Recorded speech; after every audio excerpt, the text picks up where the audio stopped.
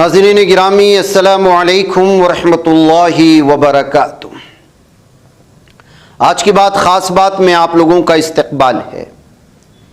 ناظرین گرامی، میں انصار عزیز ندوی اس وقت دن بھر سے آئی ہوئی کچھ اہم ترین خبروں کی تفصیلات لے کر آپ لوگوں کی خدمت میں حاضر ہوں۔ تفصیلات میں جانے سے پہلے آپ لوگوں سے جو درخواست ہوتی ہے اس پر توجہ کرنے کی اپیل کروں گا۔ آئیے پہلی خبر کی جانب بڑھتے ہیں۔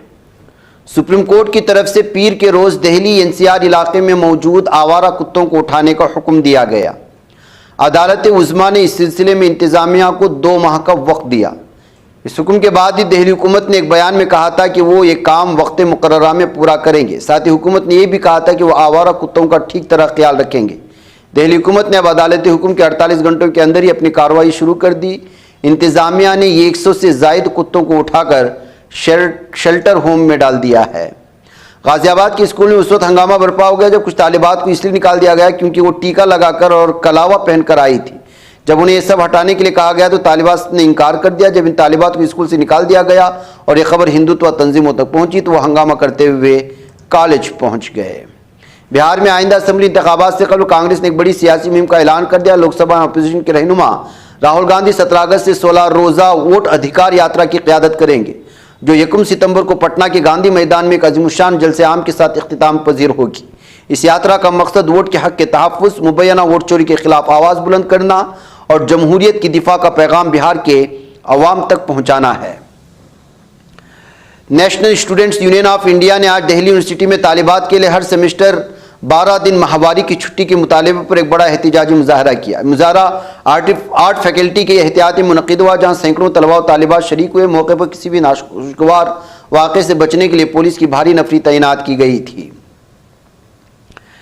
کانگریس کے سینئر رہنما راجیہ سبھا رکن جے رام رمیش نے بدھ کو ایکس پر ایک بیان جاری کرتے ہوئے مودی حکومت پر شدید تنقید کی دعویٰ کیا کہ ملک میں معاشی عدم مساوات خطرناک سطح پر پہنچ چکی ہے۔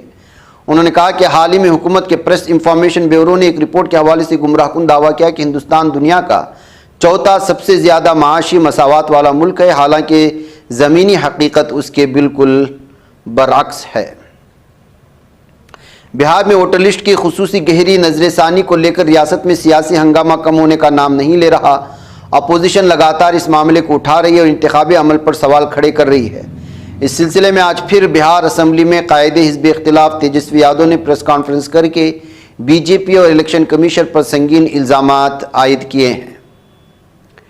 ملک کے سب سے بڑے طبی ادارے all India institute of medical science میں گزشتہ 3 برسوں کے دوران ڈاکٹرز کی استعفوں کی تعداد تشویشناک سطح تک پہنچ چکی ہے۔ وزارت صحت و خاندانی بہبود کی جانب سے پارلیمنٹ میں پیش کردہ اعداد و شمار کے مطابق سال 2022 سے 2024 کے درمیان کل 429 فیکلٹی ممبران نے اپنے عہدوں سے استعفیٰ دے دیا۔ ان میں سے سب سے زیادہ 52 استعفے دہلی کے ایمس میں آئے ہیں۔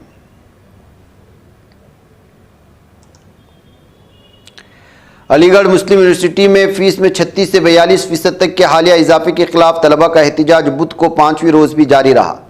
طلباء کا کہنا ہے کہ اضافہ کمزور معاشی پس منظر رکھنے والے نوجوانوں کے لیے اعلیٰ تعلیم تک رسائی کو شدید متاثر کرے گا۔ احتجاج میں اس وقت شدت آئی جب طلباء نے ضلع کلکٹریٹ تک مارچ کیا، وائس چانسلر پروفیسر نعیمہ خاتون کا پتلا نذر آتش کیا۔ ملک بھر میں مانسون اپنا اثر دکھا رہا ہے، جہاں ایک طرف اتراکھنڈ، ہماچل پردیش سمیت کچھ ریاستوں میں شدید بارش سے تباہی کی حالت پیدا ہو گئی ہے، وہیں میدانی علاقوں میں سیلاب نے دستک دینی شروع کر دی ہے۔ بارش سے جہاں کچھ علاقوں میں لوگوں نے گرمی سے راحت محسوس کی، وہیں کئی علاقوں میں بارش قہر بن کر ٹوٹ پڑی۔ بادل پھٹنے اور لینڈ سلائیڈ کے واقعات سے کافی نقصان پہنچا۔ ساتھ ہی محکمہ موسمیات کی تازہ اطلاعات کے مطابق فی الحال شدید بارش سے راحت ملنے والی نہیں ہے۔ اترکاشی کے دھرالی اور ہرسے علاقوں میں 9 دن قبل آنے والے تباہ کن بادل پھٹنے کے واقعے کے بعد جاری ریسکیو آپریشن اب بھی خراب موسم کی زد میں ہے۔ علاقے میں مسلسل بارش اور بادل چھائے رہنے کے سبب فضائی بچاؤ مہم آج بھی معطل رہی۔ ہیلی کاپٹروں کے ذریعے پھنسے ہوئے لوگوں اور سامان کی ترسیل ممکن نہ ہو سکی، جبکہ مواصلاتی نظام بدستور بند ہے، جس سے متاثرہ دیہات امدادی ٹیموں کے درمیان رابطہ کرنا مشکل ہو چکا ہے۔ مہاراشٹر کے ناگپور، کلیان، ڈومبیلی اور مالیگاؤں میں یوم آزادی اور کرشن جنم اشٹمی کے موقع پر گوشت کی دکانیں بند رکھنے کا حکم جاری کیے جانے کے بعد سے ہنگامہ برپا ہے۔ اس معاملے میں سیاست بھی گرم ہو چکی ہے۔ NCP رہنما اجیت پوار اور MIM سربراہ اسدین اویسی نے ناگپور میونسپل کارپوریشن کے فیصلے پر سوال اٹھائے ہیں۔ سپریم کورٹ نے بدھ کو 2 مرتبہ کے اولمپک تمغہ فاتح پہلوان سشیل کمار کی ضمانت منسوخ کر دی۔ سشیل کمار جونیئر قومی کشتی چیمپئن ساگر دھنکڑ کے قتل معاملے میں خاص ملزم ہیں۔ جسٹس سنجے کرول اور پرشانت کمار مشرا کی بینچ نے 4 مارچ کو دہلی ہائی کورٹ کے ذریعے دی گئی ضمانت کے فیصلے کو منسوخ کرتے ہوئے سشیل کمار کو 1 ہفتے کے اندر خود سپردگی کرنے کے لیے کہا ہے۔ عدالت کا حکم ساگر کے والد اشوک دھنکڑ کی عرضی پر آیا، جس میں انہوں نے ہائی کورٹ کی ضمانت کے حکم کو چیلنج کیا تھا۔ راجستھان کے دوسا ضلع میں خوفناک سڑک حادثہ پیش آیا۔ یہاں کھاٹو شام مندر سے درشن کر کے واپس ہو رہے عقیدت مندوں کی پک اپ گاڑی ٹرک سے ٹکرا گئی، جس میں 10 لوگوں کی موت ہوئی، 9 دیگر زخمی ہو گئے۔ مرنے والوں میں 7 بچوں سمیت 3 خواتین شامل ہیں۔ سنبھل سے سماجوادی پارٹی کے رکن پارلیمنٹ ضیاء الرحمان ورک کے لیے مشکلات بڑھتی نظر آئیں۔ نقشہ پاس کرائے بغیر گھر بنانے کا الزام ثابت ہونے کے بعد سب ڈویژن مجسٹریٹ کی عدالت نے سخت حکم جاری کر دیا ہے۔ برڈ فلو نے ملک کی کئی ریاستوں میں خوف و ہراس پھیلا دیا ہے۔ اس کا سب سے زیادہ اثر اتر پردیش کے رامپور ضلع میں دیکھا گیا، جہاں سہور گاؤں کے پولٹری فارم میں H5 وائرس کے پھیلنے سے اب تک تقریباً 15,000 مرغیاں مر چکی ہیں۔ صورتحال سنگین ہوتی جا رہی ہے۔ راجستھان میں پولیس نے ملک کی دفاعی تحقیق کے ادارے DRDO کے گیسٹ ہاؤس کے مینیجر مہندر پرساد کو پاکستان کے لیے جاسوسی کرنے کے الزام میں گرفتار کر لیا۔ پولیس نے الزام عائد کیا کہ مہندر پرساد پاکستان کی خفیہ ایجنسی ISI کو اہم معلومات فراہم کر رہا تھا۔ DRDO وزارتی دفاع کے تحت چلنے والا ادارہ ہے جو عسکری مقاصد کے لیے ریسرچ اور ڈیولپمنٹ کا کام کرتا ہے۔ انسانی حقوق کے کارکنوں، عوامی شخصیات، جمہوریت حامیوں نے پیر کو جیل میں بند معروف ایکٹیوسٹ انسانی حقوق کارکن کے کے سابق اسٹوڈنٹ لیڈر عمر خالد کی 38ویں سالگرہ منائی۔ سوشل میڈیا پلیٹ فارمز پر عمر خالد کو یکجہتی اور خیر سگالی کے پیغامات بھیجے گئے۔ وزیراعظم بنیامین نیتن یاہو ظالم دہشت گرد نے منگل کو کہا کہ اسرائیل فلسطینیوں کی غزہ کی پٹی سے نکلنے دے گا، جیسے کہ فوج علاقے میں وسیع حملے کی تیاری کر رہی ہے۔ ماضی میں امریکی صدر ڈونلڈ ٹرمپ بھی غزہ کے باشندوں کو جنگ زدہ علاقے سے باہر آباد کرنے کا مطالبہ کر چکا ہے۔